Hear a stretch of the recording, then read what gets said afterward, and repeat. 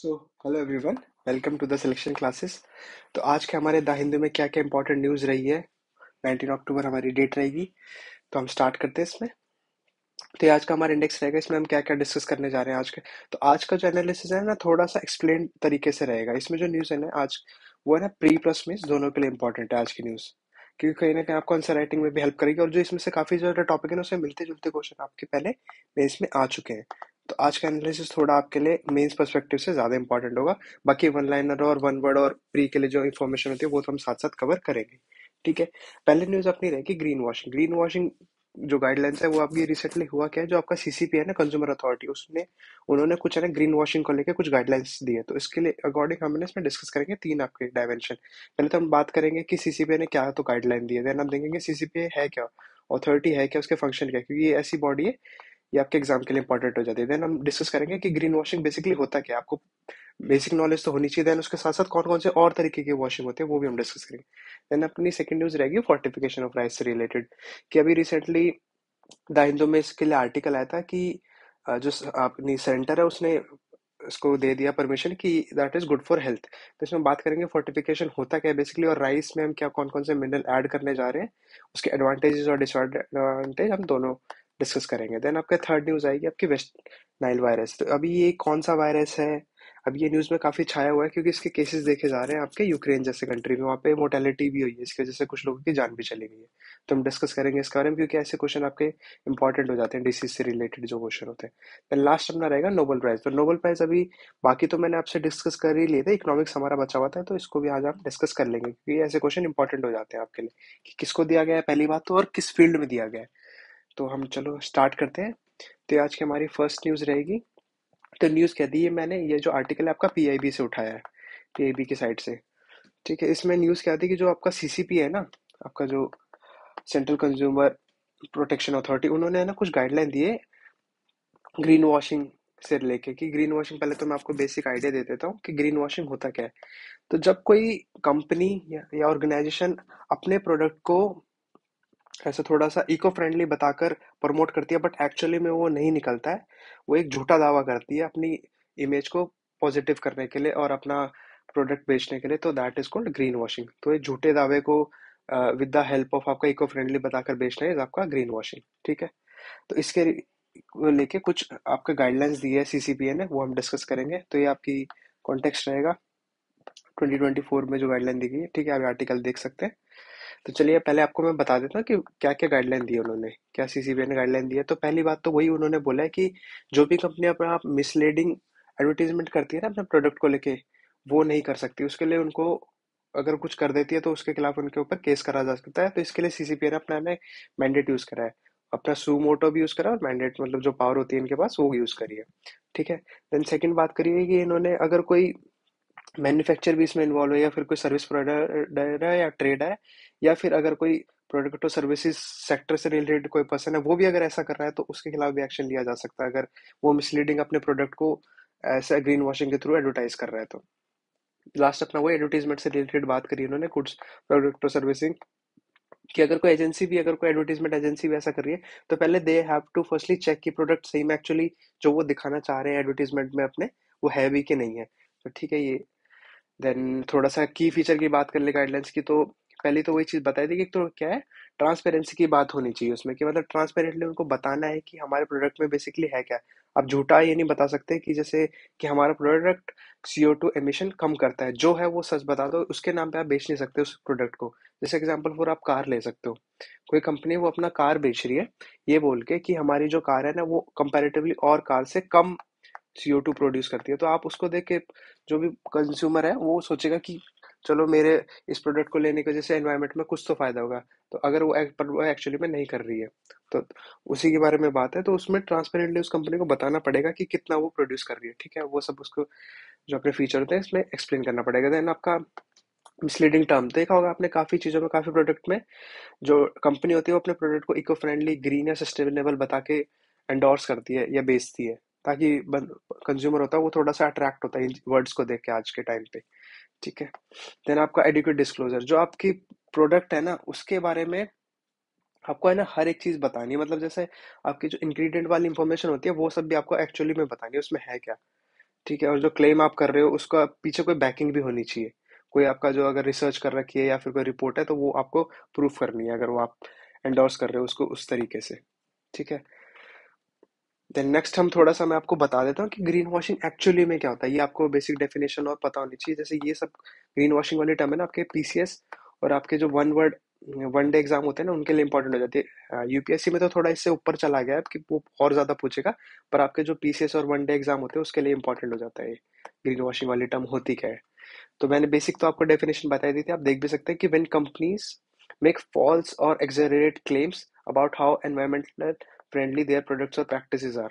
तो वही बताया है कि अगर कोई कंपनी अपना बड़ा चढ़ा के ऐसा बोलबाला ऐसा कर रही है या फिर फॉल्स क्लेम कर रही है अपने प्रोडक्ट को लेके, तो दैट इज आपका ग्रीन वॉशिंग। किस टर्म्स में? नेचर के टर्म्स में, कि भाई हमारा प्रोडक्ट इको फ्रेंडली है या ग्रीन है, वो सब है। उनसे उनको फायदा वही होता है ना कि उनका प्रोडक्ट अच्छा लगने लगता है मार्केट में और कंपैरेटिवली प्रोडक्ट्स को देखते हुए, और कंज्यूमर आपका अट्रैक्ट होता है उस चीज को देख के। तो ठीक है, ये बताया था। 1980s में पहली बार ये टर्म इमर्ज हुई थी, पहली बार देखी गई थी। थोड़ा सा मैं आपको इसके बारे में बताता हूँ कि what are the common types of green, तो मतलब क्या क्या तरीके यूज करती है जो कंपनी फॉल्स इन्फॉर्मेशन, तो कुछ में तो क्लेम करती है, भाई दावा कर देती है कि हमारा प्रोडक्ट इको फ्रेंडली है विदाउट एनी क्लियर मीनिंग, बिना बताए। ठीक है। और इरेलीवेंट क्लेम करती है विदाउट एनी बैकिंग, मतलब कोई जो हार्मफुल फीचर है ना उनको तो दबा देगी, और ऐसा ग्रीन ग्रीन जो उनका इंग्रेडिएंट्स में एक प्रोडक्ट कोई अच्छा होगा उसको बड़ा चढ़ा के बताएगी, और बाकी जो हार्मफुल इंग्रेडिएंट्स है, हार्मफुल एस्पेक्ट है, उनको छुपाएगी।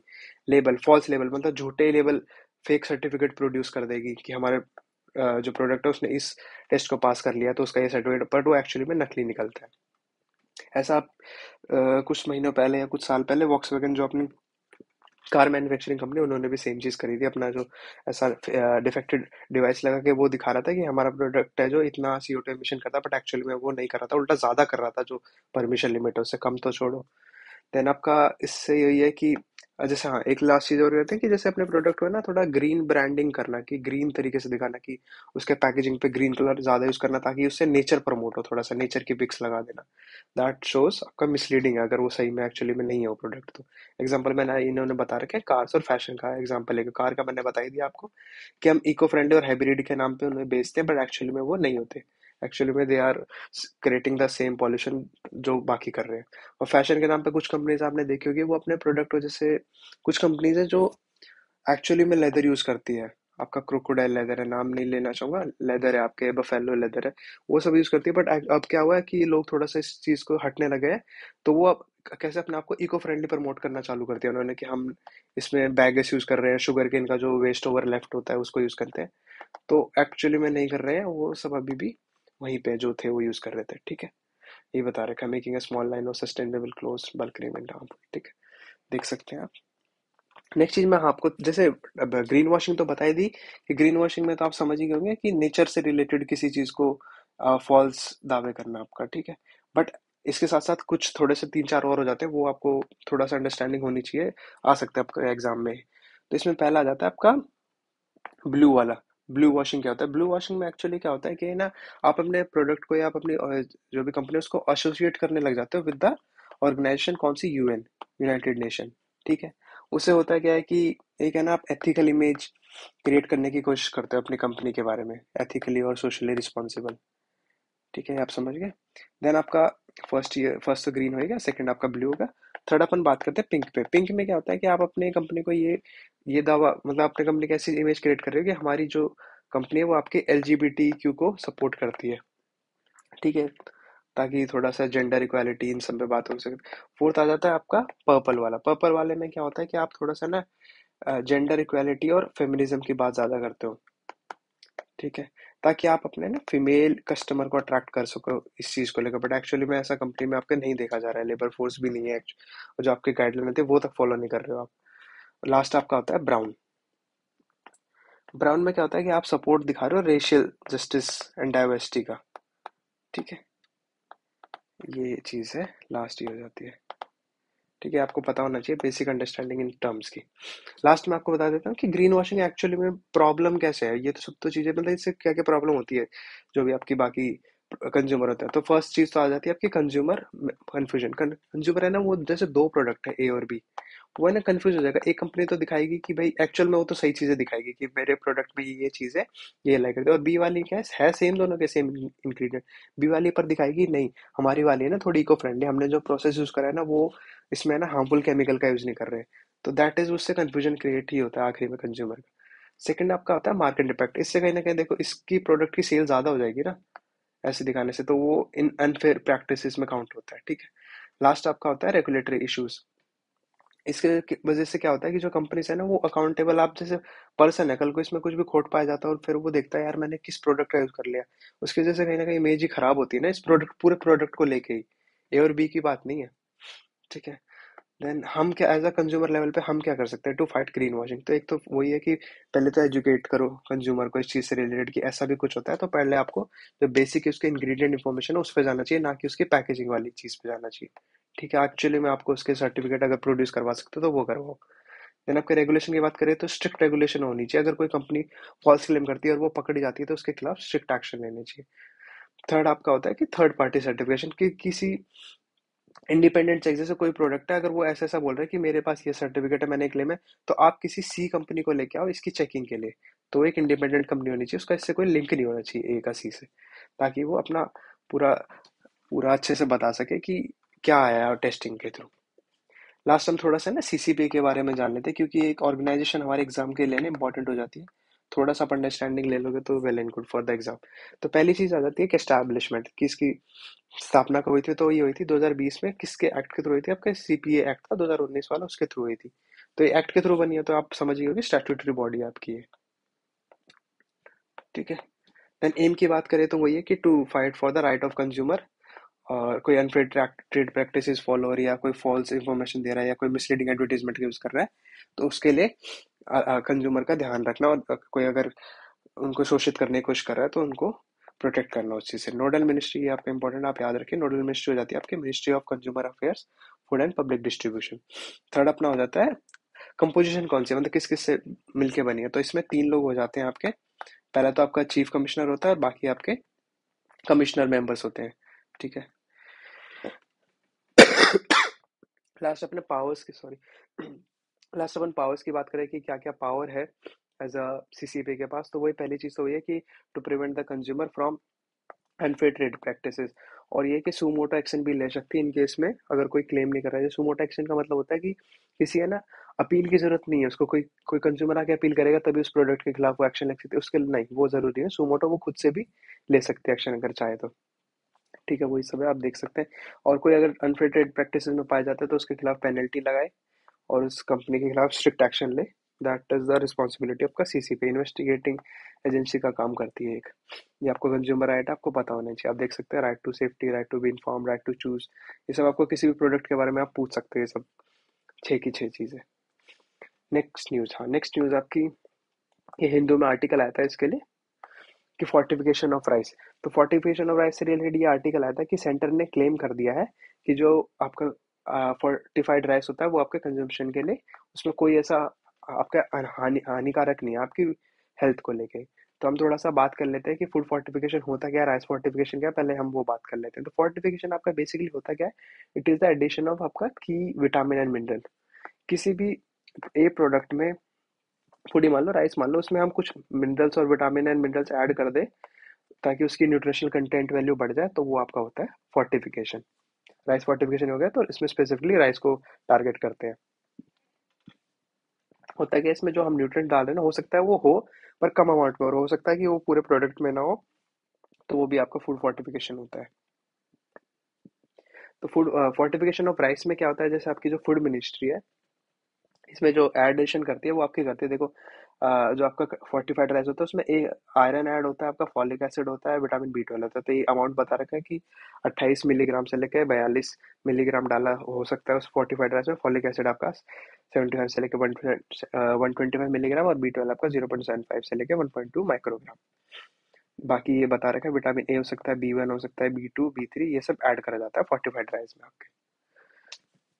अब बात हो जाती है कि इसकी ज़रूरत क्यों है इंडिया में, हमें फोर्टिफाइड राइस की ज़रूरत ही क्यों है? ये इसलिए ज़रूरत है क्योंकि अभी रिसेंटली है ना फैमिली हेल्थ सर्वे करा गया था, तो उसमें ये पाया गया कि हमारी जो आपकी विमेन और चिल्ड्रंस है ना उनकी काफ़ी ख़राब हालत है न्यूट्रिशन वैल्यू के बारे में देखा जाए तो माल न्यूट्रिशन में ना भुखमरी की बहुत दिक्कत है। और आपके जो देखा ना डाटा बोलता है कि every second women in the country is anaemic, anaemia face कर रही है, और every third child is stunted. समझ रहे हो आप? तो काफी मेजर प्रॉब्लम है अभी को देखते हो, तो इसलिए जरूरी हो जाता है। क्योंकि क्योंकि जो राइस ही ऐसा प्रोडक्ट है, वो है ना बहुत ऐसा लार्ज अमाउंट में कंज्यूम करा जाता है इंडिया में। ये आप देख सकते हो कि 6.8 किलो पर मंथ एक पर कैपिटा कंजम्पशन एक पर्सन की। 2/3 ऑफ द पॉपुलेशन आपका राइस पे डिपेंड करती है। तो उसमें माइक्रो न्यूट्रिएंट्स हम ऐड कर देंगे तो that will be very helpful. ठीक है। ये आपका हिडन एंगर में काउंट होता है, क्योंकि जो माइक्रोन्यूट्रिएंट्स की कमी होती है किसी बॉडी में, वो आपका हिडन एंगर होता है। बेसिकली एक पर्सन का पेट तो भर रहा है पर वो न्यूट्रिशनल डाइट नहीं ले रहा है, तो वो फायदा नहीं है। जैसे आपकी जो बैलेंस डाइट होती है ना, वो होना बहुत जरूरी है भी किसी भी मील में। ठीक है। कार्ब्स भी हो उसमें, प्रोटीन भी हो उसमें, फैट्स हो, विटामिन एंड मिनरल्स हो, और आपके माइक्रोन्यूट्रिएंट्स भी हो। ठीक है। ये आपकी होती है बैलेंस डाइट। तो ये सब होना, किसी भी मील को आप कंज्यूम कर रहे हो वो होना जरूरी रहता है, तभी वो एक फुल मील मानी जाती है।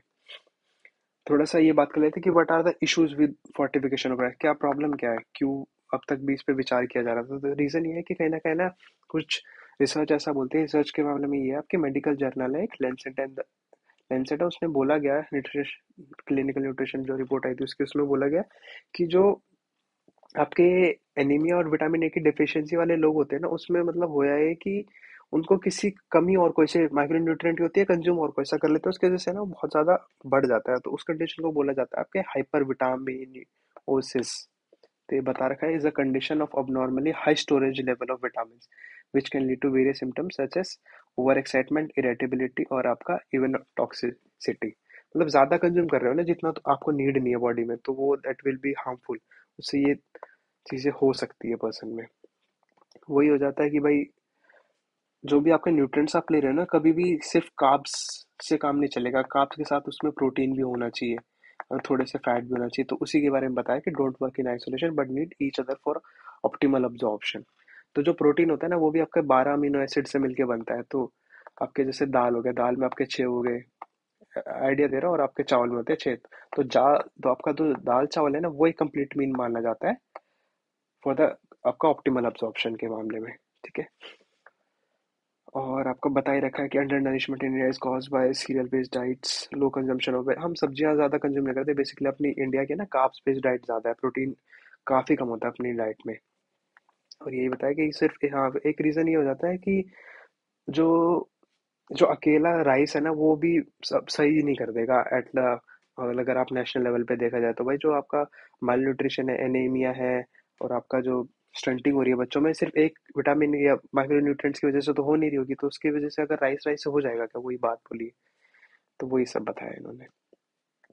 वही है कि decrease value of natural food, भाई आप कहीं ना कहीं एडिशनल जो माइक्रो न्यूट्रिएंट डाले उस पर डिपेंड कर रहे हो, तो नेचुरल से हटके तो वो एक तरह से मैन मेड या सिंथेटिक हो जाता है ना। तो उसी के बारे में बोल रहे हैं।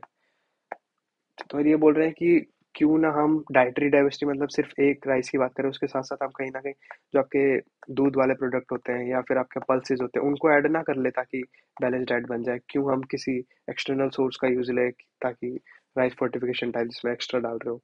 तो वही बात करी गई है कि, और हम सिर्फ चावल पे क्यों डिपेंड कर रहे हैं भाई, हमारे पास इतने सारे मिलेट्स हैं। अभी मिलेट ईयर भी सेलिब्रेट करेगा, था आपके अपने पास ग्रीन लेफी वेजिटेबल्स है, फ्लैश फूड है, क्यों ना हम इनका यूज करें बैलेंस डाइट बनाने के लिए। वो तो वो आ जाता है आपका डिसएडवांटेज में। थोड़ा सा ही मैंने आपको बता ही दिया कि आपका, हाँ, एक नुकसान ये भी है फोर्टिफाइड राइस का कि है ना, इनके स्टोरेज कैपेसिटी मतलब है ना, काफ़ी लंबे टाइम तक स्टोर नहीं कर सकते। मतलब अगर 45 दिन से ज़्यादा हो जाए ना, तो जो अपने फोर्टिफाइड न्यूट्रिएंट्स डाले उसमें, तो वो कहीं ना कहीं वॉश आउट हो जाते हैं उसमें से। तो 45 दिन इसकी शेल्फ लाइफ हो जाती है। और इसमें यही बोला गया कि ये डाटा बताया कि इतने परसेंट बच्चे आपके एनीमिया और malnutrition से सफ़र कर रहे हैं, नेशनल फैमिली हेल्थ सर्वे ने। ये सब मैंने आपको बता ही दिया है पहले से। उड़ीसा में ये चीज़ है ना इम्प्लीमेंट हो चुकी है मिड डे मील्स में। बता रखा है कि आपके 100 ग्राम ऑफ फर्टिफाइड राइस में आपका 10 मिलीग्राम ऑफ आयरन है। 1:100 की रेशियो फॉलो कर रहे हैं वो लोग। ठीक है। नेक्स्ट न्यूज़ अपनी आई थी वेस्ट नाइल वायरस से लेके, कि ये ऐसा वायरस है, काफ़ी इंटरनेशनल कंट्रीज में ये देखा जा रहा है कि काफ़ी फैल रहा है। तो कहीं ना कहीं इंडिया में भी आने के इसके चांस हो जाते हैं। तो थोड़ा सा हम इसके एडवांस में जान लेते हैं पहले कि है क्या ये वायरस। क्योंकि कोई भी डिसीज होती है ना, वो आपके इंपॉर्टेंट हो जाती है एग्जाम के लिए। तो इसमें न्यूज़ क्या थी, ये मैंने आपका डाउन टू अर्थ से उठाया आर्टिकल। तो उसमें न्यूज़ ये थी आपकी, deadly West Nile virus spreads across Ukraine, आपका 11 लोग मर गए इसकी वजह से इन जुलाई। तो थोड़ा सा हम जान लेते हैं कि है क्या। तो पहले तो वो ये रहते कि व्हाट आर द, इसका मीडियम क्या है जहाँ से फैल रहा है, तो it is a flavi virus. पहले तो बता दिया, वायरस आप नाम से समझिए, वायरस वाला इसका मीडियम है आपका। देन आपका बताया हुआ ये सब चीज़ें कि येलो फीवर में भी कॉज करता है। हाँ, तो ये मॉस्किटो बॉर्न होता है, मॉस्किटो से फैलता है, आपका सिंगल स्ट्रैंडेड आरएनए वायरस है ये जो, और आपको मॉस्किटो से फैलता है। अभी मैं आपको बताता हूँ इसके बारे में, थोड़ा सा ओवरव्यू ले लो कि इसका ट्रांसमिशन होता कैसे, मतलब एट द इनिशियल स्टेज। मच्छर तो इसका एक बीच का वेक्टर है, पर जो मेन है आपके बाकी जानवर है, जैसे जो जानवर होते हैं ना, हो सकता है उनमें वायरस हो, और जो मच्छर है वो आके इनको काट ले, तो वो वायरस फिर मच्छर में आता है और वही मच्छर आपको सेम ह्यूमन को काट लेता है, तो वहां से ये फैलता है बेसिकली, वहां से देखा गया इसका ट्रांसमिशन। और आपका जैसे ब्लड ट्रांसफ्यूजन है या फिर ऑर्गन ट्रांसप्लांट हो रहा है या आपके मदर टू बेबी है, तो मे भी ये फैल सकता है ब्रेस्ट फीडिंग के थ्रू। रिजर्वेयर के बारे में बात करें तो ये बेसिकली बर्ड्स में सबसे ज़्यादा देखा जाता है, देन उसके मॉस्किटो में एक्वायर कर लेता है, वहां से उनको बाइट करता है बर्ड्स को मॉस्किटो, देन वो ह्यूमंस में आ जाता है। सिम्टम के बारे में बात करें तो कई केसेस में देखा गया है कि ये एसिम्टोमेटिक है। एसिम्टोमेटिक का मतलब होता है कि शो नहीं कर रहा है ये अपने सिम्टम्स एट द, जैसे बाहर देखने को नहीं, देख नहीं पा रहे कि इस पर्सन को ये वाली जो डिसीज है भी कि नहीं है। और काफ़ी ये सिम्टम इसके बेसिकली ये देखे जाते हैं, फीवर होता है, बुखार आ जाता है, आपका सर दर्द होता है, शरीर में दर्द होता है, आपका रैश हो जाते हैं बॉडी पे, आपका जो गला सूजने लग जाता है, वॉमिटिंग होने जैसे, आपके मसल पेन होने लग जाते हैं, जॉइंट्स में पेन होने लग जाता है। ओरिजिन के बारे में बात करें तो इसका ऐसा नाम क्यों पड़ा वेस्ट नाइल वायरस, तो ये कहीं ना कहीं इसका ओरिजिन है आपका जो नाइल में, नाइल डेल्टा रीजन में एक औरत थी, उनके वहां से शुरू हुआ था, वहां से ये वुमेन थी, वहां से ये आया, देन आपका ये पूरे वर्ल्ड में ट्रांसफर हो गया था। 50 साल लगे इसको। थोड़ा सा आप इसकी जो कहाँ कहाँ ये अभी फिलहाल है, तो इसमें बात कर लेते हैं कि पहली बात ये अफ्रीका से स्टार्ट हुआ था, देन आपका यूरोप फैल गया, मिडल ईस्ट हो गया, नॉर्थ अमेरिका में भी हो गया, देन आपका एशिया में आ गया। आप मैप से देख सकते हो, आपका यूएसए में भी आ गया है 37, आपका 99 में, देन आपका यूरोप, अफ्रीका और एशिया में, तो ये अभी लाया कर ही रहा है। डायग्नोस और ट्रीटमेंट के बारे में बात करें तो इससे रिलेटेड कुछ आपका मतलब ऐसे एंटी वायरल ट्रीटमेंट तो नहीं है, बट कुछ सपोर्टिव है इसमें, जैसे आपका पीसीआर एसिस है, सीरोलॉजिकल टेस्ट है, ताकि पता लगा जा सके कि एंटीबॉडी डिटेक्शन करे कि बॉडी फाइट कर भी पा रही है कि नहीं कर पा रही है। और प्रिवेंशन की बात करें तो वही जो मॉस्किटो से आप नॉर्मल डेंगू में भी प्रिवेंशन करते हो, वही सेम चीज़ है कि मॉस्किटो से के काटने से अपने आप को बचाओ। अगर कोई वाटर बॉडी है उसमें तेल डाल दो, अपनी फुल स्लीव पहनने की कोशिश करो, इंसेक्ट रिपेलेंट यूज़ करो, स्क्रीन और विंडो को इंस्टॉल को बंद कर दो। ठीक है। देन लास्ट न्यूज़ अपनी आई थी कि बाकी नोबेल प्राइज तो मैंने एक्सप्लेन कर ही दिए थे, लास्ट अपना ये था कि अभी नोबेल प्राइज इकोनॉमिक्स में भी दिया गया है, लास्ट यही बचा था। इसके ऊपर है ना, मैं एक एक्सप्लेन वीडियो भी लेके आऊंगा जिसमें हम पूरा कंपाइल करेंगे, 6 के 6 जो जिनमें दिया गया है। ये इंपॉर्टेंट आपके एग्जाम के लिए, किसी भी एग्जाम के लिए इंपॉर्टेंट हो जाता है, तो उसके लिए मैं एक कंपाइलेशन टाइप वीडियो लेके आऊंगा। तो इसमें हम बात कर लेते हैं कि नोबेल प्राइज दिया गया है अभी इकोनॉमिक्स में, किनको दिया गया है। पहले तो वो देख लेते हैं कि जो आपकी royal Swedish academy of science है, उन्होंने दिया है 3% आपके, ये 3% है। टैरोनेक मोगला मोगलू, आपका साइमन जॉनसन है, और आपका जेमेसे रॉबिन्सन है। ठीक है। किस बारे में दिया गया वो डिस्कस कर लेते हैं, वो जरूरी रहता है आपके एग्जाम में, थोड़ी सी आपको ना बेसिक इन्फॉर्मेशन होनी चाहिए किसी भी नोबेल प्राइज में अगर वो दिया जा रहा है किस फील्ड में। तो इसमें ना इन्होंने दो चीजों के बारे में बात करी थी कि एक तो मेन चीज तो ये थी कि इन्होंने टर्म क्वेश्चन पूछा था कि why are some nation rich and why others remains poor, मतलब कुछ देश तो अमीर हो गए हैं और कुछ देश अभी भी गरीब है, तो क्या रीजन है हो सकता है उनके पीछे, उसके बारे में इन्होंने फोकस करा है। तो इम्पैक्ट ऑन सोसाइटल इंस्टीट्यूशन है आपका, economic prosperity, exploring how to framework का governing behaviour can lead to, ये सब इन्होंने अभी मैं आपको एक्सप्लेन करता हूँ आगे सिंपल लैंग्वेज में। तो ये है, तो इन्होंने ना दो टाइप के इंस्टीट्यूशंस की बात करी है कि जो आपका किसी भी कंट्री का रिच और पुअर होना है ना, वो आपके दो इंस्टीट्यूशन पे डिपेंड करता है। वो क्या है दो इंस्टीट्यूशन, एक होता है आपका इंक्लूसिव इंस्टीट्यूशन और एक होता है आपका एक्सट्रैक्टिव इंस्टीट्यूशन। इंक्लूसिव में क्या होता है कि जो इंक्लूसिव इंस्टीट्यूशन होता है उसमें क्या होता है बेसिकली कि जो वो कंट्री है ना वो डेमोक्रेटिक गवर्नेंस को फॉलो कर रही है, मतलब वहाँ पे ना लोगों का राज है, मतलब जो भी कोई लीडर चुना जा रहा है वो कहीं ना कहीं लोगों के थ्रू चुना जा रहा है। वहाँ पे स्ट्रॉन्ग रूल ऑफ लॉ है, प्रोटेक्शन ऑफ प्रॉपर्टी राइट्स है। तो ये होता है आपके आपका जो ट्रेड्स होते हैं इंक्लूसिव इंस्टीट्यूशन का। और एक्सट्रैक्टिव इंस्टीट्यूशन में क्या होता है कि जो वहाँ पे ना पावर है वो तो बहुत कम लोगों के हाथ में, यहाँ तो आपके पीपल के हाथ में अल्टीमेटली। और यहाँ पे ऑटोक्रेसी का है और आपका लैक ऑफ लीगल प्रोटेक्शन है। यहाँ पे बेसिकली आप डेमोक्रेसी बोल सकते हो जो भी इंडिया में है, और यहाँ पे आप बोल सकते हो ऑटोनमी, आप मोनार्की भी बोल सकते हैं एक तरह से। ठीक है, बेसिक सिंपल लैंग्वेज में समझना चाहो तो इसमें ये हो जाता है कि जो ये वाला हो जाता है ना आपका इंक्लूसिव वाला, उसमें आपका स्टेबल एनवायरनमेंट प्रोवाइड करता है। यहाँ पे इंडिविजुअल वो अपने आप को सेफ और सिक्योर महसूस करता है इन्वेस्टमेंट करने के मामले में और आपका सोसाइटी में भी कंट्रीब्यूशन के मामले में। यहाँ पे जैसे इसका अपोजिट है, यहाँ पे रिस्क महसूस करता है और लैक ऑफ मोटिवेशन दिखाया जाता है लॉन्ग टर्म इन्वेस्टमेंट के लिए। वही सिग्निफिकेंस के मामले में बात करें तो वही हो जाता है कि ऐसा इसकी वजह से हो क्या सकता है। देखा जाए तो जो इंक्लूसिव वाले होते हैं उसमें जो पर्सन होते हैं, जो आपके पॉपुलेशन होती है, वो जो आपके फ्यूचर के लिए इन्वेस्ट करना चाहती है, उनसे उनके अंदर कहीं ना कहीं इनोवेशन के लिए अभी भी जो आपकी जो अंदर मोटिवेशन होती है वो है, they want to contribute to economic growth. Just opposite है इसका आपका एक्सट्रैक्टिव वाले में, उसमें देखो लैक ऑफ सिक्योरिटी है, लॉन्ग टर्म प्रोस्पेरिटी नहीं है और इसकी वजह से स्टैग्नेशन और डिक्लाइन देखा जाता है आपका। और इसकी वजह से कहीं न कहीं इन चीज़ों के ने कारण जो आपके कोलोनियलाइज़ेशन को समझाता है, जिसमें आप एक कंट्री दूसरी कंट्री पे राज करती है, कहीं न कहीं वो पूरा उसका ना शोषण करती है बहुत इन अ बैड वे।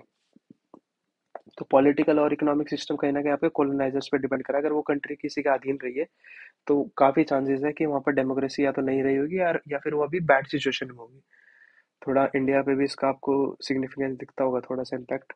तो सिग्निफिकेंस के बारे में बात करें तो वही इन्होंने बताया है कि कहीं ना कहीं जो आपका जो कॉलोनीज वाले होते हैं वहाँ पे कहीं ना कहीं डिसीज और कन्फ्लिक्ट देखे जाते हैं। देन वहाँ पे रिसोर्स एक्सट्रैक्शन पे ज़्यादा ध्यान नहीं दिया गया था उन कॉलोनाइजर्स के थ्रू। तो वो अभी इसकी वजह से बैड सिचुएशन में आपके पुअर हो सकती है वो कंट्री अभी भी, इसकी वजह से रीज़न में। देन आपका लास्ट अपना इंडिया चाइना की बात करी गई है कि जो इंडिया है वो कहीं ना कहीं अभी इसी कॉलोनियल रह चुका है ना किसी कंट्री के अधीन, तो उसके रिसोर्सेज काफ़ी एक्सट्रैक्ट कर लिए हैं पहले से, कि आप देख लेना, बेसिक चीज़ें बता रखी है। हाँ। देन आपका हो जाता है कि इसकी वजह से डेमोक्रेसीज है उन पे क्यों नेगेटिव फर्क पड़ा है इसकी वजह से। जो health of democracy is critical for maintaining, जो आपकी डेमोक्रेसी है वो आपके ना हेल्दी रहनी चाहिए, तब जाके वो गवर्नमेंट है ना वो मेंटेन कर पाती है एज अ पूरे नेशन को और सिटीजन्स को भी। ठीक है। और आपका weakening institution, growing support for authority, ये सब बता रखा है। और नीड ऑफ द रिफॉर्म अभी यही है, किसी भी कंट्री के अंदर है ना इफेक्टिव गवर्नेंस होनी चाहिए, आपकी अकाउंटेबिलिटी होनी चाहिए, आपका पार्टिसिपेशन ऑफ एसेंशियल फॉस्टरिंग होनी चाहिए आपकी इकोनॉमिक ग्रोथ और सोशल स्टेबिलिटी के लिए। और इसके लिए आपको इंक्लूसिव इंस्टीट्यूशन का होना ज़रूरी है ताकि वो अच्छे से ग्रो कर सके। तो यही था आज के हमारे। हाँ, एक दो आपकी दो न्यूज़ हैं। एक आपका सेक्शन 6 है ऑफ सिटीजनशिप, इसके ऊपर मैं ना एक एक्सप्लेन वीडियो लाने वाला हूँ, क्योंकि आप देख ही रहे होंगे न्यूज़ में काफ़ी ये बात चल रही है। और आपका एक कनाडा वाला जो इशू चल रहा है आपका कनाडा इंडिया का, इसके ऊपर एक बहुत अच्छी वीडियो लाने वाला हूँ मैं, जिसमें सब कुछ कवर करूँगा क्यों हुआ है इशू और अभी आगे क्या है। तो ये हम कवर करेंगे नेक्स्ट कुछ एक्सप्लेन सीरीज में इसको। तो थैंक यू, ये था आज का हमारा लेक्चर। आप उम्मीद करता हूँ आपको अच्छा लगा और कुछ सीखने को मिला होगा। Please like share and subscribe ताकि हम मोटिवेटेड रहे।